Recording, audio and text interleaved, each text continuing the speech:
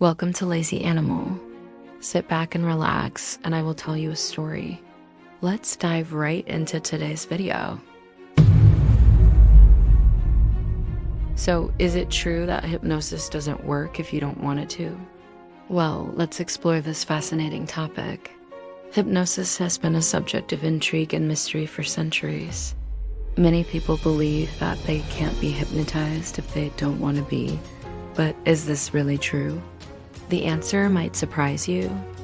While it's commonly thought that hypnosis requires a willing participant, the reality is a bit more complex. Let's start by understanding what hypnosis really is.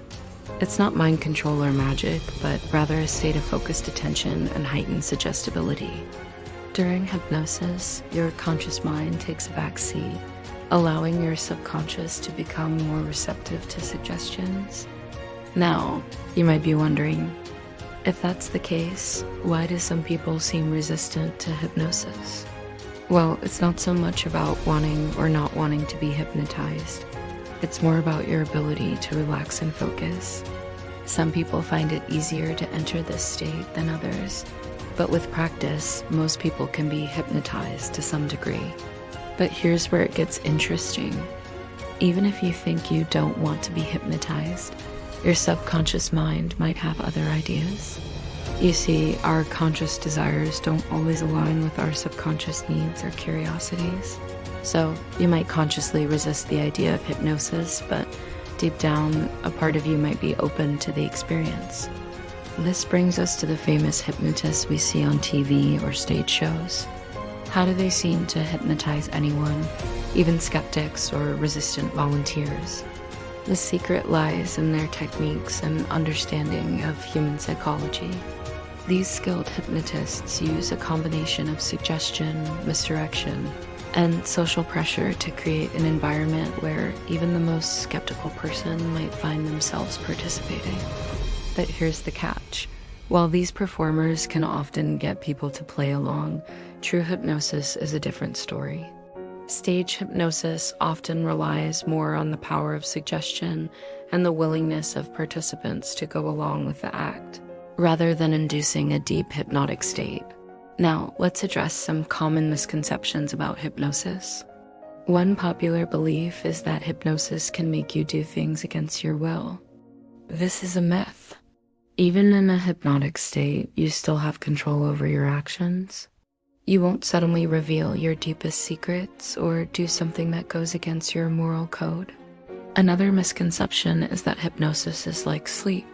In reality, when you're hypnotized, you're in a state of heightened awareness. You're fully conscious and can remember everything that happens during the session. It's more like a state of deep relaxation and focus. Studies show that the brain during hypnosis exhibits similar brain waves to those seen in REM sleep. The dreaming stage, which may explain why visualizations and imagination become so vivid. It may also explain why people under hypnosis often feel that time slows down or speeds up. A 30-minute session might feel like 5 minutes or like several hours. Some people worry that they might get stuck in a hypnotic trance. Rest assured, this is impossible. You can come out of hypnosis at any time, just like you can wake up from a daydream whenever you want. But what about the rumors that are actually true? Well, it is true that hypnosis can be an effective tool for managing pain, reducing stress, and even helping with certain phobias.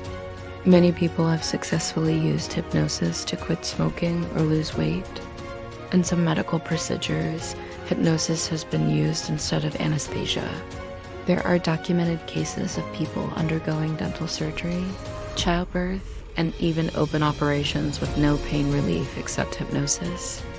However, it's important to note that hypnosis is not a magic cure-all.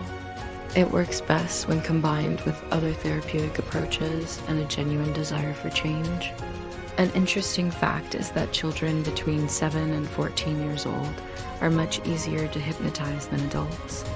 Their imagination, open minds, and lack of cynicism make them more receptive to suggestion.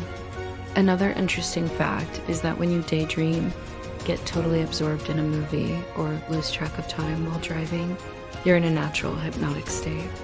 So, when did humans discover the power of hypnosis? The practice of inducing trance-like states has been around for thousands of years, used in various cultures for healing and spiritual purposes. However, modern hypnosis as we know it began to take shape in the 18th century.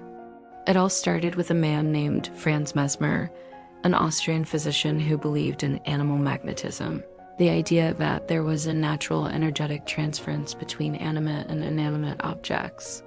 While his theories were later discredited, his work laid the foundation for what would become hypnosis. In the 19th century, James Braid, a Scottish surgeon, coined the term hypnosis from the Greek word for sleep. He recognized that the trance-like state was not caused by animal magnetism, but by suggestion and focused attention. This marked the beginning of hypnosis as a scientific field of study. Since then, hypnosis has evolved and been studied extensively. It's now used in various fields, from psychology and medicine to sports performance and education. During the Cold War, both the CIA and Soviet agencies experimented with hypnosis as a potential tool to extract information and to create programmed agents. Researchers continue to this day to explore its potential applications and mechanisms. But let's circle back to our original question. Can you be hypnotized if you don't want to be? The answer is, it's complicated. While you can't be forced into a deep hypnotic state against your will, you might be more susceptible to hypnotic suggestions than you realize. Your conscious resistance doesn't necessarily reflect your subconscious openness to the experience. So, the next time you encounter a hypnotist or consider trying hypnosis, remember that it's not about forcing your mind to do something it doesn't want to do. It's about allowing yourself to relax, focus, and explore the potential of your own mind. In the end, hypnosis remains a fascinating field with much still to be discovered. Whether you're a skeptic or a believer, there is no denying the power of the human mind and its ability to influence our experiences and behaviors. That is all for today. Please like and subscribe, and I'll see you in the next video. Remember, your mind is a powerful tool. Use it wisely.